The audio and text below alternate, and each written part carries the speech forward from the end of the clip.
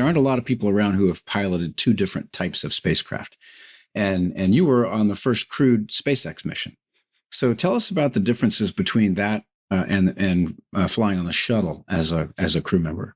In about every way possible, it could be different. It was different. And not necessarily in a bad way. It was just, first flight of a vehicle as a test pilot, and my crewmate, Bob, and probably one of my closest friends, the way he said, it's the generational opportunity as a test pilot, getting the chance to fly a new vehicle. And we were fortunate as test pilots. Bob was one of the test conductors for F-22 during its EMD, and I was doing EMD on Super Hornet. So we had the unique opportunity of maybe taking those lessons learned and going through that process, which even within the astronaut office, we did not have, certainly, in the mid 20 teens, we didn't have a lot of people that had been on EMD programs for aircraft. And so we were lucky enough to get put together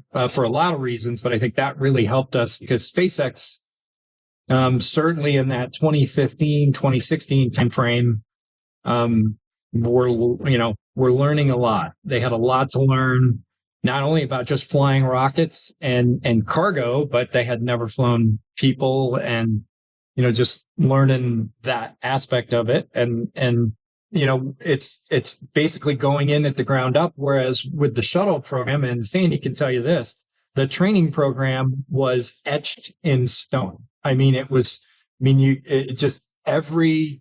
Everything was just so rote and laid out, and the things you had to do, the blocks you had to check, the simulators you had to do, the different things, the evolutions you had to do was so, it was a well-traveled path at that point. Whereas with Dragon, we were coming up with the training. We were coming up with the displays. We were coming up with and not just Bob and I, obviously it was a huge team effort, but, from the ground up, and each system and how you wanted to operate the vehicle and how they envisioned and how Elon wanted the vehicle to be. And so all those competing priorities and then, oh, by the way, in those 4 or 5 years or 6 years, whatever it was, those guys blew up a few rockets. Yeah. They blew up the DM-1. Yeah. They blew up the DM-1 capsule after an extremely successful uncrewed test flight.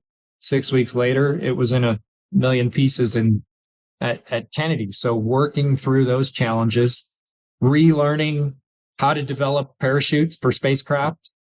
We certainly didn't remember at NASA. SpaceX didn't know to a degree with which they needed to know. Boeing certainly underestimated that. So, the challenges with developing a spacecraft that, with a reliable parachute system, because it had to work, right? Frankly. So just all those challenges and a lot of time in Hawthorne but it was an incredible way to end my flying career, my NASA career. Mm-hmm. And then, to actually splash down off the coast of Pensacola, where it all had started in 1989, was pretty poetic, frankly. I remember, I was at the ground floor setting the station training and stuff up. I remember the crews having a lot of bumps in the road just because the system around them was so new as well. What about cultural differences? There's a big, we could probably go on for hours, but, maybe speak a few words about the cultural differences. I think it would be fair to say that, the culture of SpaceX in 2015, 2016 probably was not a lot different than NASA during the 60s as we were doing the Apollo program. You had a bunch of incredibly talented, smart, but very young, relatively inexperienced space people, but working on a common goal and almost with fanaticism, frankly.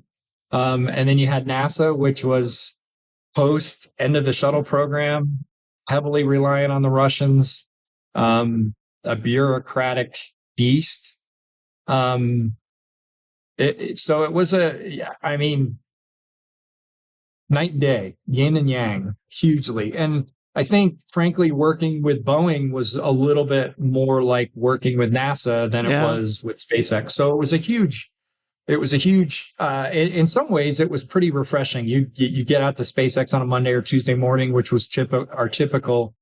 We would leave on Monday or Tuesday and spend most of the week out there with them, and then fly back to Houston Thursday or Friday. And it really, you could just feel the electricity in the air and the enthusiasm. Certainly those last couple of years as we were getting ready to go fly, totally different. So among the very many differences between the SpaceX program and the shuttle program is the fact that you're taking non-professional astronauts up with you. I mean, people who are, entering the program on a completely different path. What's that like? You met these people, you flew with them, or at least they were in the program with you. At the point with which we were doing this, I mean, there was talk about tourism and there was talk about this and talk about that. And it's amazing that, we're in 2023 and Peggy with Axiom 2 is up there now. And that's the 10th crewed flight of Dragon in 3 years. Our anniversary for launch is what, tomorrow? Or I don't know, the 30th. So it's in a couple of days. So literally 3 years later, we've flown 10 crewed flights on Dragon. But I think for Bob and I, and the NASA part of this, SpaceX certainly has ambitions well beyond, sorry, we got dogs going back. Hey, it's okay. We like dogs. Yeah, we do too. It was, how do we, have a spaceship that is,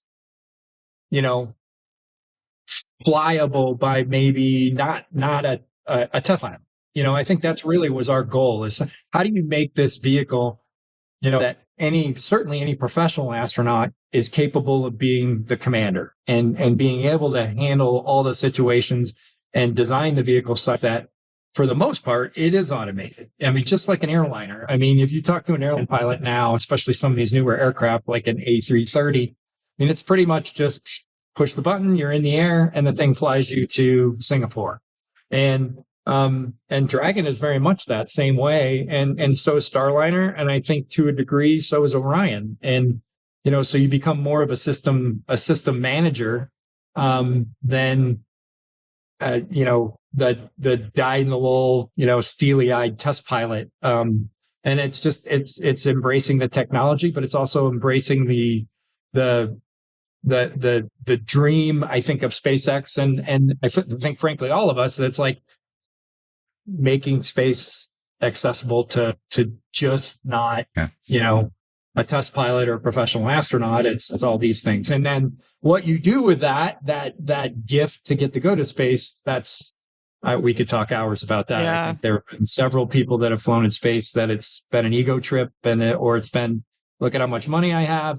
But for the most part, it can be very inspiring for, somebody who maybe wouldn't have otherwise 10 years ago had the opportunity to get in space, to go into space, and then to experience it through their eyes. It's pretty neat. Yeah, and if they do it right, they can spread sort of the good messages about manned space. Absolutely. That's what most of us try and do. Yeah. Yeah. And I think, I think we feel like that's important for us to do that. But I think, we're in those days where it's a little hit or miss right now. I would say that there's some things that I think have been incredibly inspiring. And I think other things have been, really. Well, it's still new though, Doug. Everything when you new. Well, and that's it. Starts. That's it.